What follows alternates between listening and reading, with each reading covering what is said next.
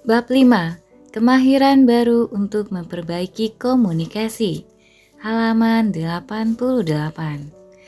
Kemahiran paling penting untuk memperkecil sikap menentang dan menciptakan sikap kooperatif adalah mendengarkan dan mengerti.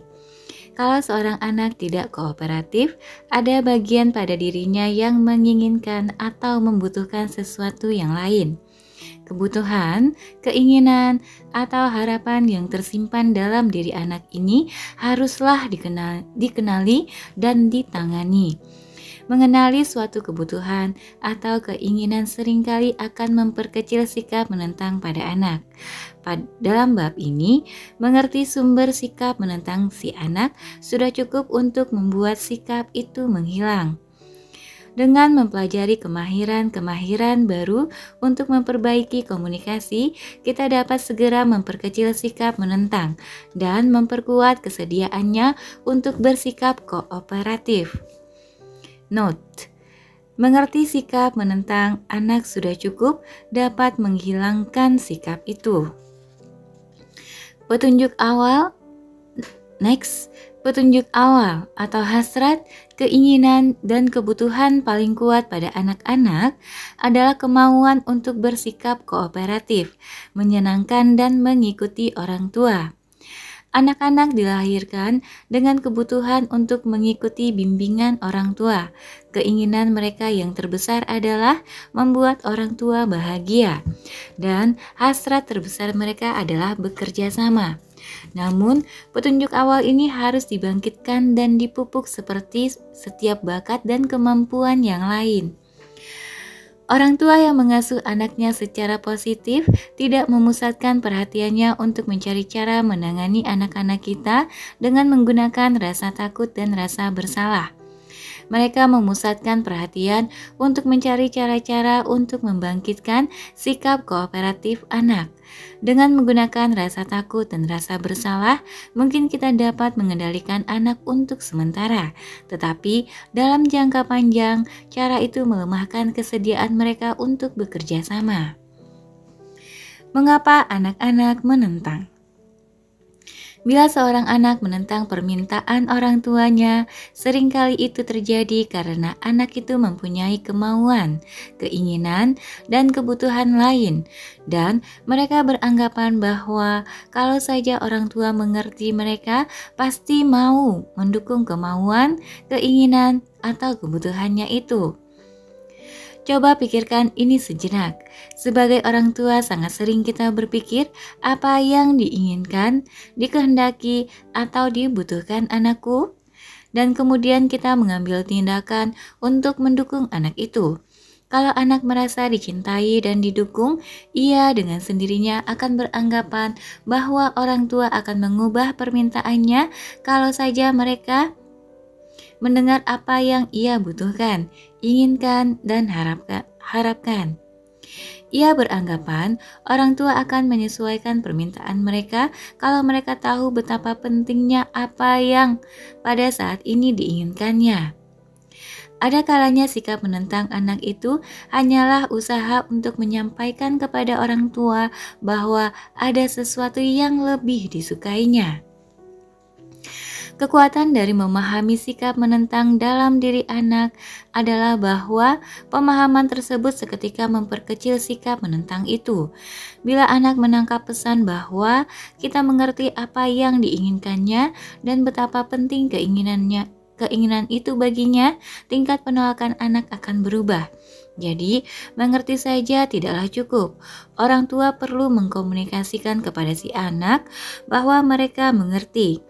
Bila anak menentang orang tua, itu terjadi karena secara keliru anak mengira bahwa orang tua tidak mengerti apa yang ia inginkan, ia harapkan, atau ia butuhkan.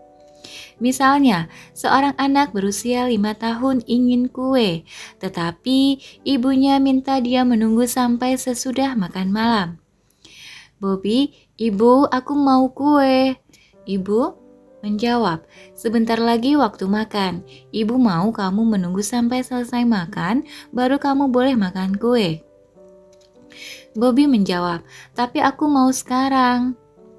Anak itu sangat marah dan membuat ulah. Ibunya mula-mula mendengarkan untuk mengerti penolakan Boni. Setelah berhenti sejenak untuk mendengarkan, dengan tenang ibu berkata, "Ibu tahu kamu mau kue sekarang. Kamu benar-benar marah karena kamu mau kue dan ibu tidak mau memberikannya." Mendengar itu, Bobby mengendur sebentar dan melepaskan sikap menentangnya. Perubahan itu terjadi karena kini ia berpikir bahwa ibu tahu apa yang diinginkannya dan ia mendapatkan kue. Kemudian ibu berkata, "Kau terpaksa harus menunggu sampai sesudah makan." Kadang-kadang pengertian setingkat itu sudah cukup, tetapi kadang-kadang seorang anak membutuhkan lebih dari itu sebelum ia bersikap kooperatif. Paling sering anak menentang orang tua hanya karena ia merasa tidak didengarkan atau dilihat. Note, anak menentang orang tua hanya karena ia merasa tidak didengarkan atau dilihat. Next, lanjut.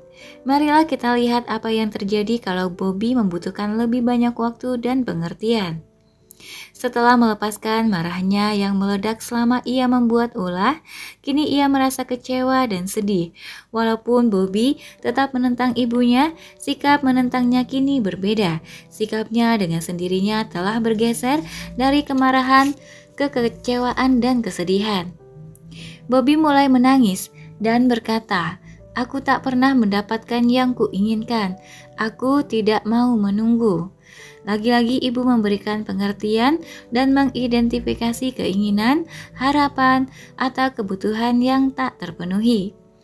Ibu berkata, "Ibu tahu kamu merasa sedih, kamu mau kue, dan kamu tidak mau menunggu. Kamu harus menunggu lama."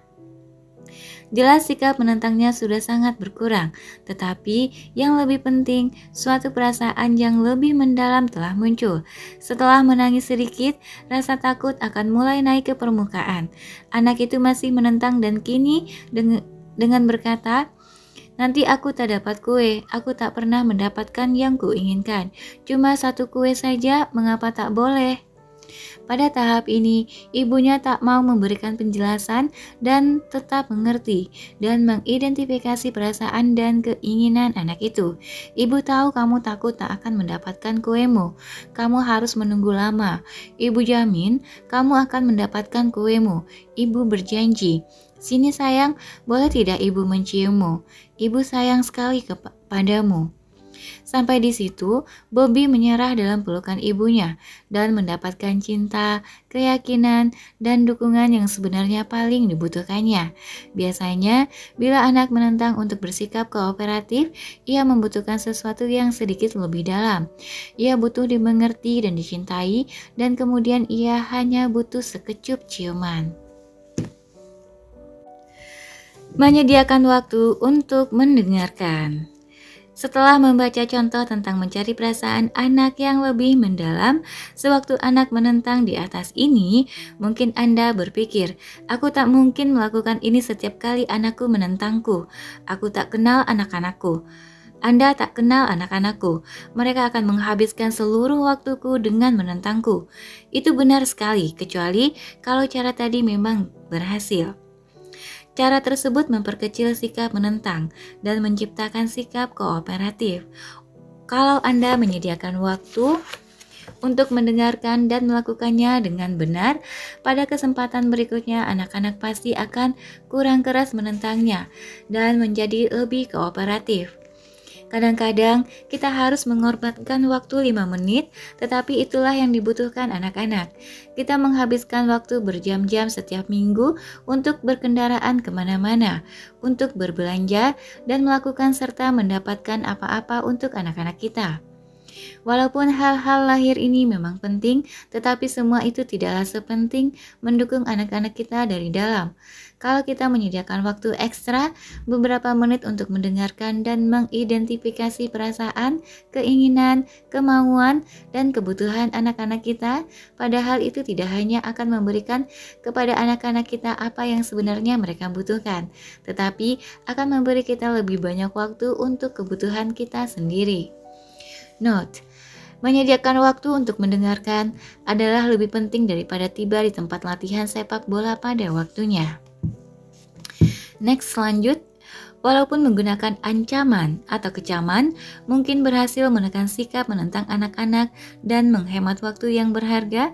Dalam jangka panjang, cara itu menciptakan sikap menentang dan hal-hal lain yang lebih besar. Cukup sering terdengar ibu-ibu mengeluh, tetapi anakku memilih waktu-waktu yang paling merepotkan untuk menentang. Rasanya, bila aku benar-benar sedang tidak punya waktu, ketika itulah ia menentang paling keras.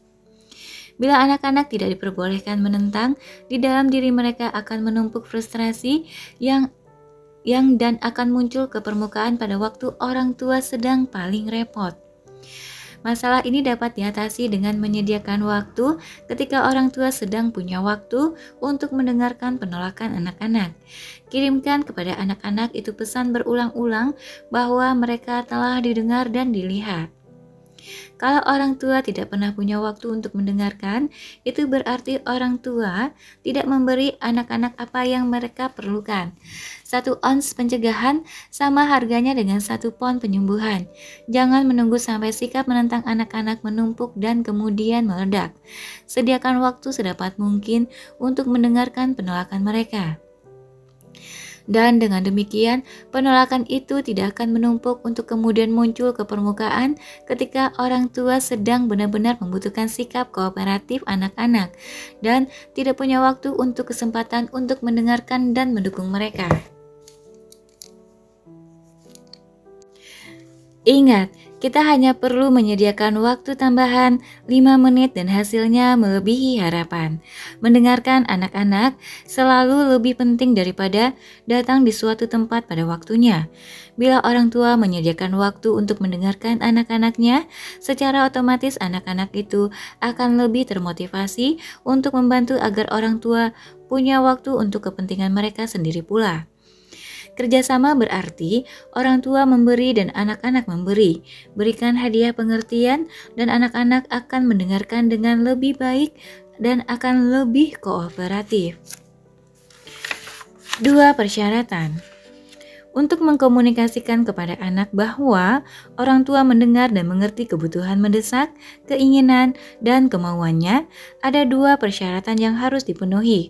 Orang tua harus mengkomunikasikan pesan yang memperkuat, tetapi anak harus juga tahu kebutuhan yang harus didengar, bukan hanya keinginannya untuk makan kue sekarang. Dengan memasang batas, kamu tidak mungkin mendapatkan kue sekarang. Anak merasakan sikap menentangnya. Anak tidak menyadari kebutuhannya untuk didengar di balik keinginannya makan kue sekarang.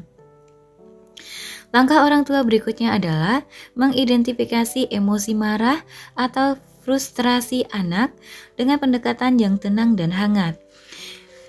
Bila orang tua mengakui adanya emosi-emosi ini, anak menjadi sadar akan apa yang ia rasakan. Walaupun anak mungkin marah, ia belum sadar bahwa ia marah. Dengan kesadaran anak akan perasaannya, sebuah pintu lain terbuka baginya. Pada tahap ini, anak juga dapat mengidentifikasi dan merasakan kebutuhannya untuk didengarkan. Bila anak merasakan kebutuhan untuk dimengerti dan kebutuhan itu sudah terpenuhi, seketika itu bagian terbesar perjuangan sudah selesai. Anak menyadari bahwa ia didengarkan. Perasaan didengar ini kemudian dipertegas ketika orang tua mengatakan apa yang diinginkan si anak. Semua ini terjadi dalam saat singkat ketika orang tua berkata, "Ibu tahu kamu mau kue sekarang. Kamu jadi marah sekali karena kamu mau kue tapi ibu tidak mau memberikannya." Jawaban si anak adalah ya sepenuhnya. Sulitlah bagi anak terus menentang kalau ia merasa seperti yang dikatakan orang tuanya dan kalau ia ternyata didengar dan dimengerti. Contoh dengan kue ini berhasil karena kedua persyaratan terpenuhi. Orang tua mengkomunikasikan pengertiannya dan anak merasa kebutuhannya untuk dimengerti telah dipenuhi. Teknik ini paling efektif untuk menghadapi anak berwatak sensitif, tetapi dapat juga digunakan pada keempat watak yang lain. Mungkin waktunya lebih lama pada anak sensitif karena anak ini begitu butuh dimengerti. Notes: Di bawah sikap menentang seorang anak terdapat mula-mula kemarahan, lalu kesedihan, dan akhirnya ketakutan. Semakin sensitif seorang anak, semakin perlu ia mendalami perasaannya. Orang tua dapat membimbing anak masuk lebih dalam dengan mengingat format sederhana emosi ini. Di bawah sikap menentang seorang anak, mula-mula ada kemarahan, lalu kesedihan, dan kemudian ketakutan. Dengan memberi anak kemungkinan untuk masuk lebih dalam dan merasakan perasaan-perasaan ini, suatu pintu dalam hati anak terbuka dan ia dapat merasakan kebutuhannya yang sebenarnya dan yang paling penting. Kalau anak tidak masuk sedikit lebih dalam, ia akan tetap di permukaan saja dengan bersikap menentang dan menginginkan kue sekarang. Bagi anak berwatak sensitif, orang tua perlu memfokuskan perhatian terutama untuk menarik keluar kemarahan, kesedihan, dan ketakutan anak dengan memperlihatkan bahwa mereka jelas mengerti apa yang dibutuhkan anak itu. Bagi anak sensitif, orang tua perlu memfokuskan perhatian pada beberapa perasaan utama, tetapi menyadari apa yang dilakukan dan ingin dilakukan oleh si anak. Misalnya, orang tua dapat berkata, "Ibu tahu kamu sudah berusaha datang ke sini dan mendapatkan kue. Kamu marah sekali karena kamu sudah kepingin sekali kue, tapi ibu malah minta kamu menunggu sampai sesudah makan malam." Kalau anaknya aktif, orang tua dapat memberikan pengertian lebih baik dengan sekadar menjelaskan sedikit apa yang secara fisik terjadi atau tidak terjadi, dan dengan memberitahunya secara langsung apa yang harus dilakukan anak itu. Bagi anak responsif yang memerlukan pembimbingan kembali, orang tua dapat menambahkan kata-kata seperti, "Ibu tahu kamu mau kue sekarang. Kamu jadi marah sekali karena kamu ingin kue tapi ibu tidak mau memberinya. Kemarilah kita bungkus kue ini untuk nanti sesudah makan malam. Malam ini kita akan makan ayam goreng dan sup kacang merah yang enak sekali. Lihat deh supnya." Bagi anak reseptif yang memerlukan lebih banyak irama, tambahkan unsur-unsur waktu dan hasilnya akan lebih baik. Gunakan kata-kata seperti, "Ibu tahu kamu mau kue sekarang. Kamu marah sekali karena kamu tidak mau menunggu. Sekarang ini kita sudah harus siap-siap untuk makan malam. Dan sesudah makan baru waktunya makan pencuci mulut. Kita makan dulu, sesudah itu menyusul pencuci mulut." Anak reseptif memerlukan sedikit irama dan kemudian mereka akan menjadi tenang kembali. Tiap pendekatan di atas efektif kalau diterapkan dengan mengingat watak si anak. Tetapi contoh aslinya juga bekerja. Ingat, setiap anak sedikit banyak memiliki keempat watak itu. Di antara semua pendekatan ini pasti ada yang efektif. Mengasuh dengan cinta keras. Bila harus menghadapi sikap menentang anak-anak kita, secara umum ada dua pendekatan yang berbeda, yakni pendekatan dengan cinta lembut dan pendekatan dengan cinta keras.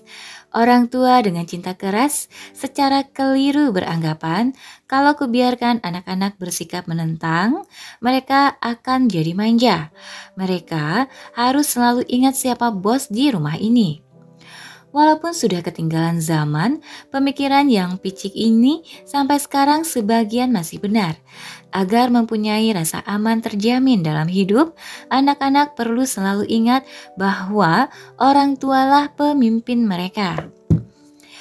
Walaupun anak-anak mungkin senang berlaku sebagai bos, hal itu akan merugikan mereka. Anak-anak butuh bermain-main di dunia magis, masa kanak-kanak tanpa harus memikul tanggung jawab. Terlalu banyak pilihan akan menciptakan ketidaktentraman batin yang menimbulkan banyak masalah. Anak akan lepas dari kesedihan alami untuk bersikap kooperatif, anak akan lepas dari kesediaan alami untuk bersikap kooperatif dan menjadi banyak menuntut, mementingkan diri sendiri, selalu merasa kekurangan, atau bersikap menentang. Kini semboyan lama, menghemat pukulan memanjakan anak, sudah ketinggalan zaman dan diganti dengan bila seorang anak lupa siapa bosnya, ia menjadi manja. Pesan baru yang harus kita sampaikan kepada anak adalah bahwa boleh saja menentang, tetapi ingat ayah dan ibu adalah bosnya. Notes, semboyan menghemat pukulan memanjakan anak sudah ketinggalan zaman dan perlu diubah. Next, kebijaksanaan dari masa lalu harus diperbaiki supaya sesuai dengan zaman. Kita tidak perlu lagi memukul anak dan melarangnya menentang kita. Pendekatan dengan cinta keras hendaklah ditinjau kembali dan disesuaikan untuk memenuhi kebutuhan baru setiap generasi. Pendekatan dengan cinta keras mengajar anak yang menjadi bos, tetapi tidak memperbolehkan sikap menentangnya yang alami.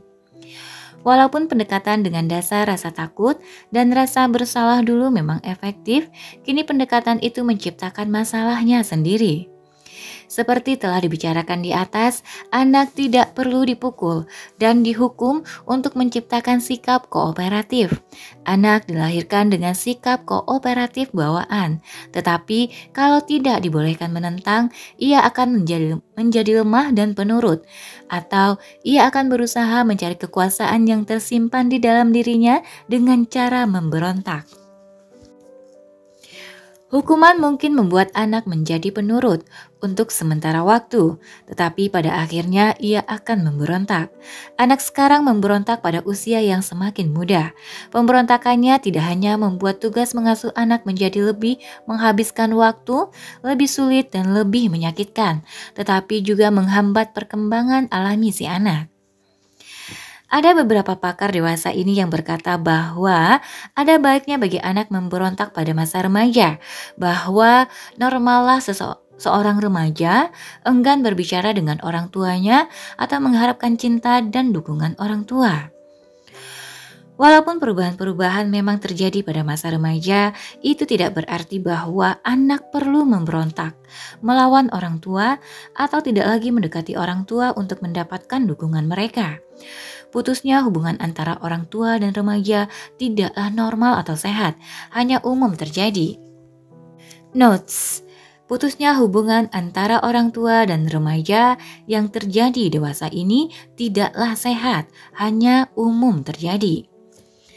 Next, walaupun para remaja secara alami makin merasa butuh dukungan dari kaum sebayanya, itu tidak berarti mereka tidak lagi membutuhkan bimbingan dan cinta orang tua mereka. Ya, pada usia itu sudah waktunya mereka menyelidiki individualitas mereka. Tetapi ini tidak berarti mereka akan memberontak atau melepas sikap kooperatif yang sehat, menyenangkan, dan mengikuti bimbingan orang tua mereka.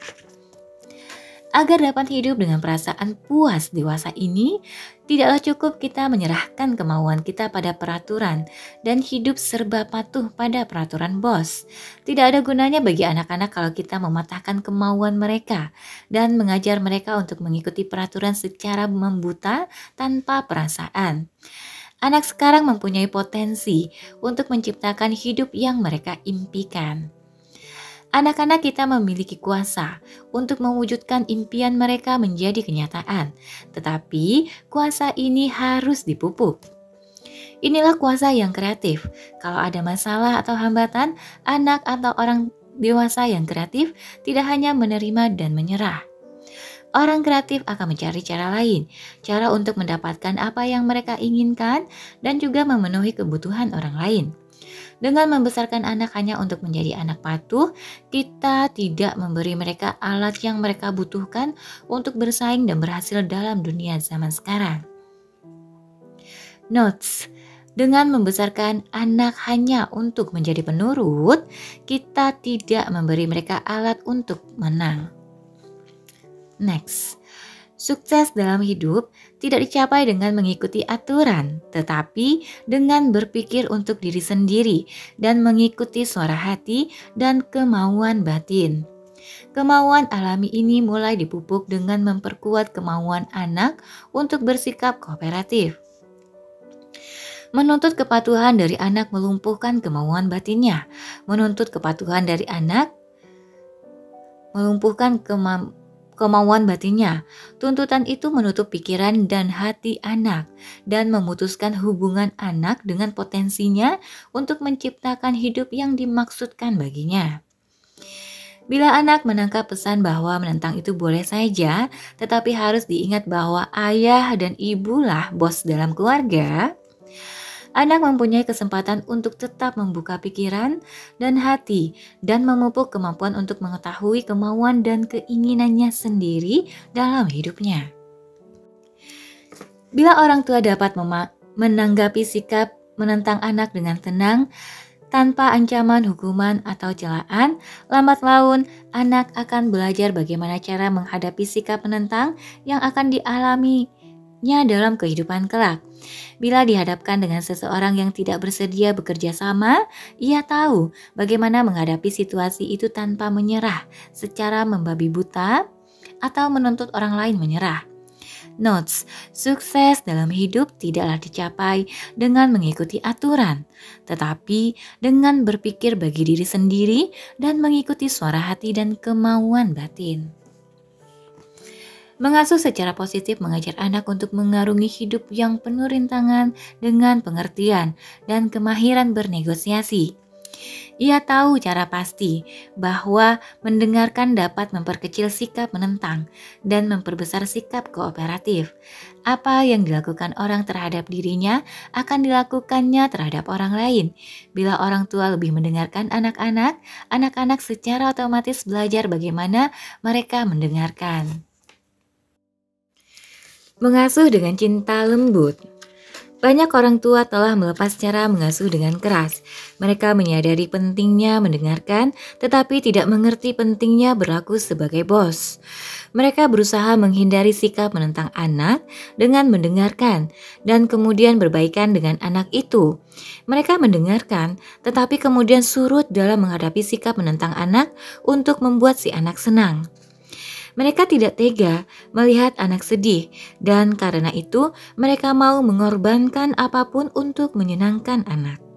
Cara mengasuh dengan cinta lembut semacam ini tidak efektif dan telah membuat banyak orang tua tidak percaya pada kemahiran-kemahiran baru dalam mengasuh secara positif. Untunglah, mengasuh secara positif itu langsung bekerja. Mengasuh secara positif itu efektif dalam jangka pendek maupun panjang. Orang tua bercinta lembut kadang-kadang menyerah pada kemauan dan keinginan anak hanya karena mereka tidak tahu apa lagi yang dapat mereka perbuat untuk menghentikan mengamuknya anak mereka. Mereka tidak mau melakukan apa yang dilakukan orang tua mereka dulu, tetapi mereka tidak tahu cara lain yang efektif. Mereka tahu bahwa memukul dan mempermalukan anak tidaklah berhasil, tetapi mereka tidak tahu apa yang berhasil. Dengan menuruti kemauan anak, mereka secara keliru memberikan pesan bahwa mengamuk dan bersikap banyak menuntut adalah suatu cara yang baik untuk mendapatkan apa yang mereka inginkan. Notes, kegagalan mengasuh dengan cinta lembut membuat banyak orang tua tidak percaya pada kemahiran-kemahiran baru mengasuh secara positif. Next, mengasuh dengan cinta lembut mencoba menyenangkan anak dan berbaikan dengan anak. Orang tua bercinta lembut lalu melakukan apa saja untuk menghindari konfrontasi dengan anak mereka. Mereka tidak tahu apa yang harus mereka lakukan bila anak menolak suatu permintaan. Mereka tidak tahu bagaimana mereka dapat mengembangkan cara baru untuk menghindari sikap menentang anak dan menotivasi sikap kooperatif anak. Mereka memberikan pesan bahwa menentang itu boleh saja, tetapi mereka tidak menegaskan kepada anak bahwa ayah dan ibu adalah bos dalam keluarga. Untuk menghindari sikap menentang anak, banyak orang tua bahkan diajar oleh pakar-pakar yang maksudnya baik untuk selalu memberikan pilihan kepada anak-anak. Memberikan pilihan akan memperkecil sikap menentang, tetapi tidak menciptakan sikap kooperatif. Inilah cara lain untuk memberi anak terlalu banyak kekuasaan dan mengurangi kekuasaan orang tua sebagai bos. Sampai umur 9 tahun, anak tidak membutuhkan pilihan. Mempunyai terlalu banyak pilihan mendorong anak untuk tumbuh dewasa terlalu cepat. Salah satu sumber stres yang paling besar bagi orang dewasa sekarang adalah terlalu banyak pilihan. Secara langsung meminta anak kecil yang diinginkannya memberikan tekanan terlalu banyak pada si anak. Selalu menanyai anak apa yang mereka inginkan atau bagaimana perasaannya akan memperlemah kemampuan orang tua untuk tetap memegang kendali. Memberikan pilihan akan mengurangi sikap menentang, tetapi tidak menciptakan sikap kooperatif.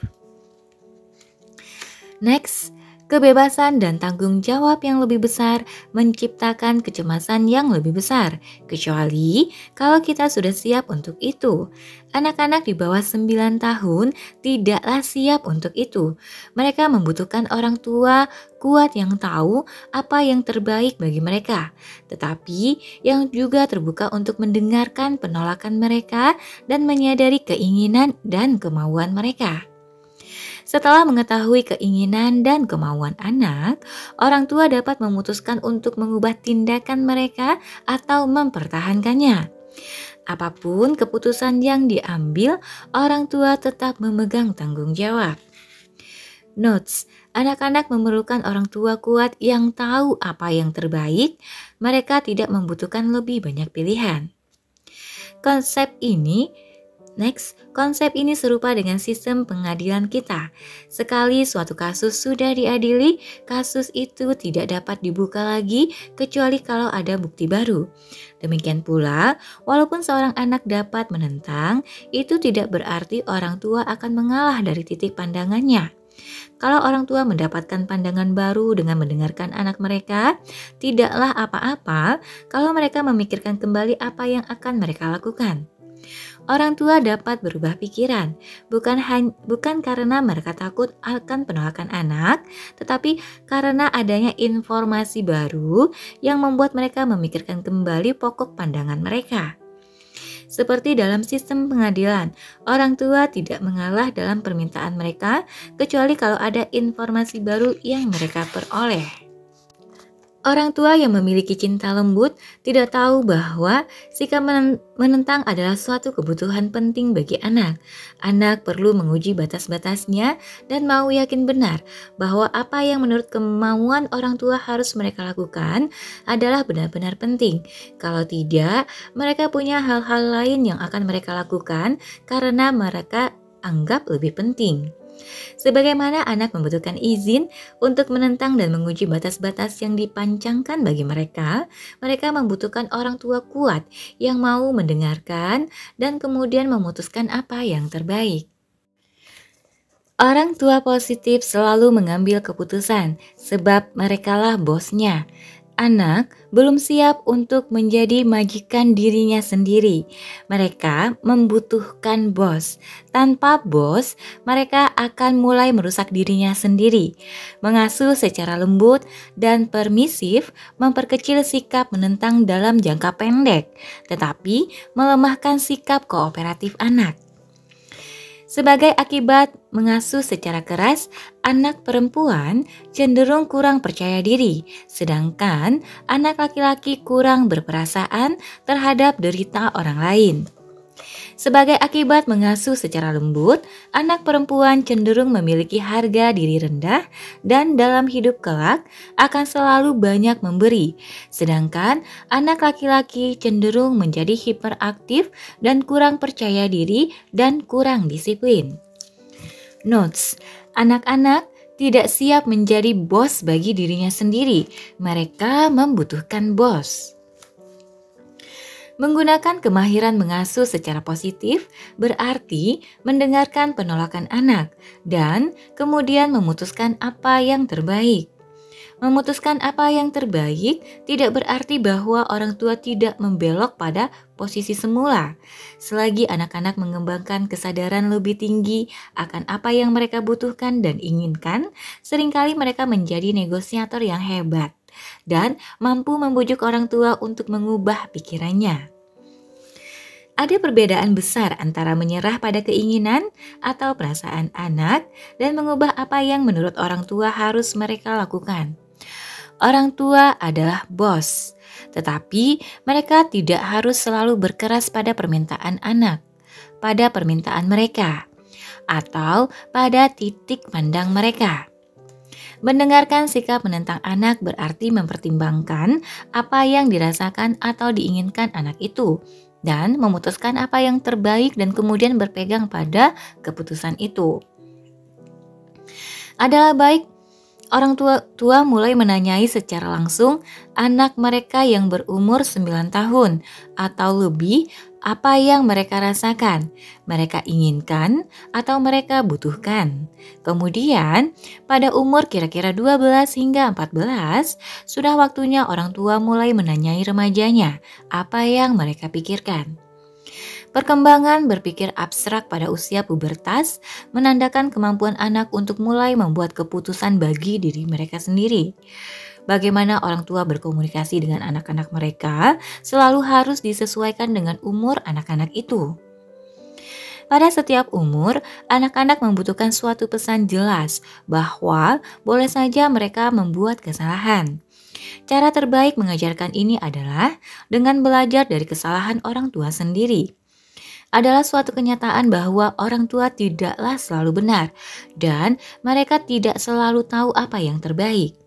Mereka dapat tahu lebih baik kalau mereka mempertimbangkan dan mendengarkan penolakan anak-anak mereka. Kalau orang tua berubah pandangan, itu haruslah karena mereka mengetahui sesuatu dan berpendapat bahwa berubah pandangan adalah hal yang terbaik. Mereka tidak boleh mengubah pandangan untuk memperkecil penolakan anak. Menyenangkan hati anak untuk menghindari penolakan hanyalah membuka jalan bagi sikap menentang yang lebih berat pada masa mendatang. Belajar menangguhkan kepuasan. Apakah orang tua menggunakan cinta keras ataupun cinta lembut?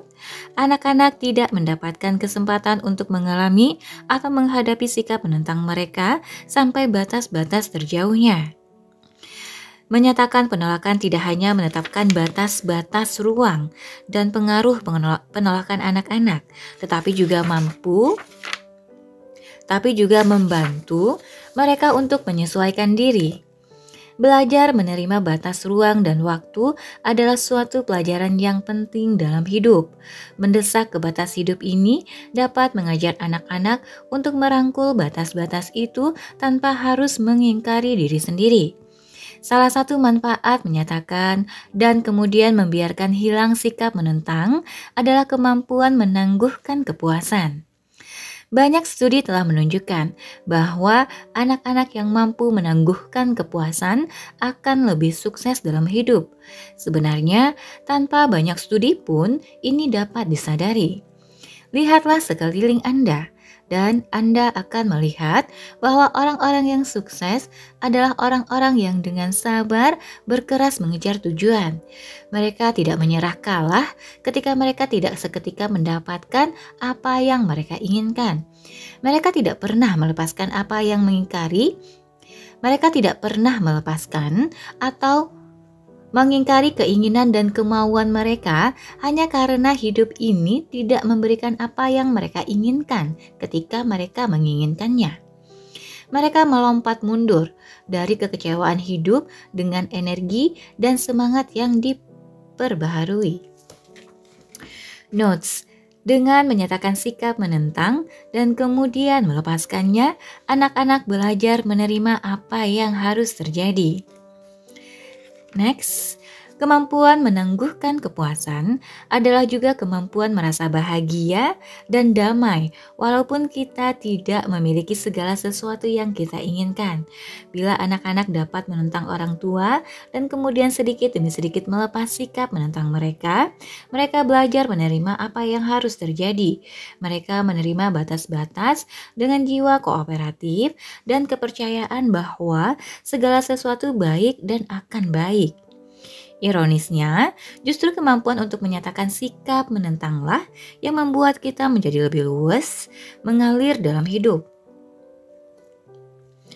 Ironisnya, justru kemampuan untuk menyatakan sikap menentanglah yang membuat kita menjadi lebih luwes mengalir dalam hidup. Menerima dengan baik apa yang harus terjadi memungkinkan kita melihat lebih jelas apa yang dapat diubah. Ini tidak hanya mendatangkan kedamaian yang lebih besar, tetapi memberikan motivasi untuk berkeras mencoba apa yang dapat diubah. Dalam setiap orang terdapat kemampuan alami untuk melompat kembali dari batas-batas hidup dan membelok.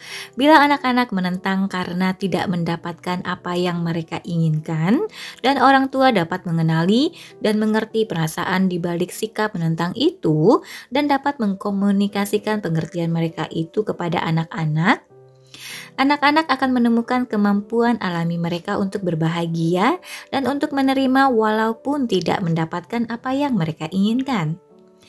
Dengan memberi anak-anak pengertian penuh kasih yang mereka butuhkan, bagi anak-anak itu mendapatkan apa yang mereka inginkan seketika menjadi tidak penting lagi. Bila anak-anak menuntut sesuatu mengenai apa yang mereka inginkan, itu biasanya karena mereka tidak mendapatkan apa yang sebenarnya mereka butuhkan. Demikian juga bila orang dewasa merasa tidak bahagia karena mereka tidak mendapatkan apa yang sebenarnya mereka inginkan, itu karena mereka sebenarnya tidak mendapatkan kasih sayang dan dukungan yang mereka butuhkan dalam hidup mereka. Kasih sayang yang kita butuhkan selalu ada, tetapi kita tidak melihatnya. Anak-anak membutuhkan batas-batas untuk mendesakkan dirinya. Kalau tidak ada batas-batas itu, mereka gelisah dan tidak merasa aman. Kalau mereka terlalu sering mendapatkan apa yang mereka inginkan, apa yang mereka dapatkan tidak akan pernah cukup. Hanya kalau kita merasakan kebutuhan kitalah kita dapat menghargai apa yang kita dapatkan. Sikap menentang menghubungkan kita kembali ke apa yang kita butuhkan, sehingga kita tidak terlalu terpaku pada apa yang kita inginkan. Bila orang tua mendengarkan sikap menentang anak-anak dan secara semestinya membantu mereka mengenali perasaan, keinginan, kemauan, dan kebutuhan mereka, anak-anak akan lebih mengetahui apa yang paling penting bagi mereka dan tidak terombang-ambing oleh naik turunnya keadaan hidup. Kebanyakan orang dewasa sekarang menderita sakit kepala, sakit jantung, stres, kesedihan, sakit punggung, dan penyakit-penyakit lain karena mereka terlalu memusatkan perhatian pada apa yang mereka inginkan dan tidak cukup pada apa yang mereka butuhkan. Memenuhi kebutuhan anak. Kita tidak dapat selalu memberikan apa yang diinginkan anak-anak kita, tetapi kita dapat memberi mereka apa yang benar-benar mereka butuhkan. Kalau kita tidak memusatkan perhatian untuk memberikan apa yang mereka butuhkan, kita dan anak-anak kita akan menderita karena sikap menentang yang semakin meningkat. Sikap menentang anak-anak itu memuat kebutuhan yang lebih besar untuk diperhatikan dan didengar, dipedulikan dan dicintai. Untuk mengenali diri mereka sendiri, anak-anak sepenuhnya tergantung pada seberapa jauh orang tua memperhatikan dan mendengarkan mereka. Kalau seorang anak menolak untuk bersiap-siap pergi ke sekolah, tidak mau makan sayur, atau tidak mendengarkan permintaan kita, inilah suatu pesan jelas bahwa anak-anak membutuhkan lebih banyak waktu, perhatian, pengertian, dan pengarahan. Anak-anak ingin kita tahu apa yang mereka butuhkan dan memberikannya. Sangat sering kalau kita mendengarkan perasaan atau penolakan anak-anak kita, itu sudah akan memberikan apa yang dibutuhkan anak-anak itu. Tetapi kalau seorang anak memerlukan sesuatu lebih banyak, seperti lebih banyak kerangka, sekadar mendengarkan akan efektif untuk sementara saja. Mari kita lihat suatu contoh. Seorang ibu minta dua anak laki-lakinya yang berumur 6 dan 9 tahun untuk berhenti berkelahi. Sesudah mendengar penolakan mereka dan mengerti frustasi mereka, ibu itu dapat membuat kedua anak itu kembali merasa lebih kooperatif. Tetapi kalau anak-anak ini tidak mempunyai kerangka yang cukup kuat, dalam waktu 5 atau 10 menit mereka akan mulai berkelahi lagi. Notes: kalau anak-anak tidak tahu apa yang harus mereka lakukan, mereka sering lupa kelakuan seperti apa yang dikehendaki orang tua mereka. Next. Dalam contoh ini, selain merasa didengar, anak-anak yang juga membutuhkan semacam kegiatan yang berkerangka dengan aturan. Kalau tidak, mereka akan memerlukan lebih banyak pengawasan. Dalam contoh ini, mendengarkan anak-anak itu belum cukup. Kalau Anda tidak dapat memberi anak-anak apa yang mereka butuhkan pada saat ini, ada cara lain untuk membuat mereka bersikap kooperatif. Kemahiran baru untuk memotivasi anak-anak ini efektif, tetapi bagi anak-anak kemahiran ini tetap tidak memberikan apa yang mereka butuhkan. Kemahiran baru ini memang menciptakan sikap kooperatif dan motivasi, tetapi tidak memberikan kepada anak-anak apa yang mereka butuhkan untuk berkembang. Kemahiran baru ini akan membuat anak-anak melakukan apa yang kita kehendaki. Bila kita menghendakinya, tetapi anak-anak akan tetap mempunyai kebutuhan lain seperti pengertian, kerangka, bimbingan, dan irama. Kalau dalam cara mengasuh berdasar rasa takut, hukuman digunakan untuk membuat anak-anak tidak melawan. Dalam cara mengasuh berdasar cinta, hadiah digunakan untuk memotivasi sikap kooperatif anak. Dalam bab berikut, kita akan melihat bagaimana kita harus memotivasi anak-anak kita.